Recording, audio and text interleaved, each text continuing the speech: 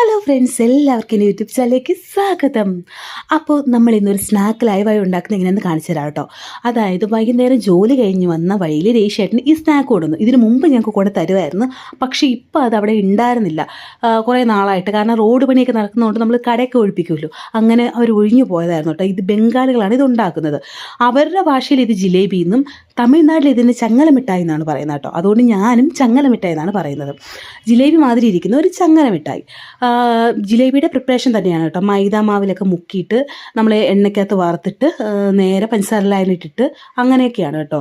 പക്ഷേ വ്യത്യാസം എന്താണെന്ന് വെച്ചാൽ നല്ല ക്രിസ്പി ആയിരിക്കും. അതുപോലെ നമ്മൾ കടിക്കുമ്പോൾ തന്നെ ആ പഞ്ചസാര ലൈൻ ഇങ്ങനെ ഒഴുകിക്കൊണ്ടേ ഇരിക്കും കേട്ടോ. മടുക്കത്തൊന്നുമില്ല അധികമൊന്നും.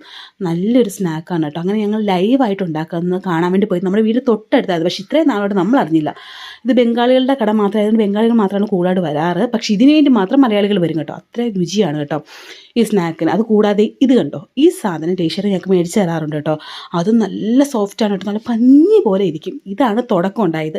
തുടക്കത്തിൽ ഞങ്ങൾക്ക് മേടിച്ച് തരാറുള്ള ഇതായിരുന്നു കേട്ടോ. അത് കൂടാതെ വേറെ സ്നാക്കൊക്കെ ഉണ്ട്. കാരണം അവിടെ ചായക്കടയൊക്കെ നടത്തുന്നുള്ളതുകൊണ്ട് വേറെ ബംഗാളികൾക്ക് കഴിക്കുന്ന രീതിയിലുള്ള പല പല കാര്യങ്ങളും അവിടെ ഉണ്ട് കേട്ടോ. അപ്പോൾ ഞാൻ ലൈവായിട്ടൊന്ന് വീഡിയോ എടുക്കാമെന്ന് വിചാരിച്ചിട്ട് നേരെ അത് വറുത്തിട്ട് നമ്മൾ പഞ്ചസാര ലൈനിൽ ഇട്ടിട്ട് അങ്ങനെ അത് മുക്കി പൊരിച്ച് ഇങ്ങനെ എടുക്കുകയാണ് കേട്ടോ. ഞങ്ങൾക്ക് ഏതാണ്ട് ഏകദേശം ഒരു 1 കിലോ മേടിച്ചുകൊണ്ട് വന്നിട്ട് ഞങ്ങൾക്ക് അത് തികയാത്തതുകൊണ്ടാണ് ഞങ്ങൾ പിന്നെയും പോയി മേടിച്ചുകൊണ്ട് വന്നു. ഏകദേശം 1 കിലോ നമ്മളിപ്പോൾ മേടിച്ചു. അങ്ങനെ ടോട്ടൽ 1.5 കിലോ മേടിച്ചേട്ടാ.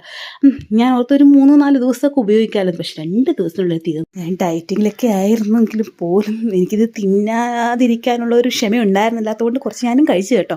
അപ്പോൾ അത്രയേ ഉള്ളൂ ഇന്നത്തെ വീഡിയോ. ഇഷ്ടമായ ഷെയർ ചെയ്യുക, ലൈക്ക് ചെയ്യുക, കമൻറ്റ് ചെയ്യുക. അടുത്തൊരു വീഡിയോ കാണാം. ബൈ.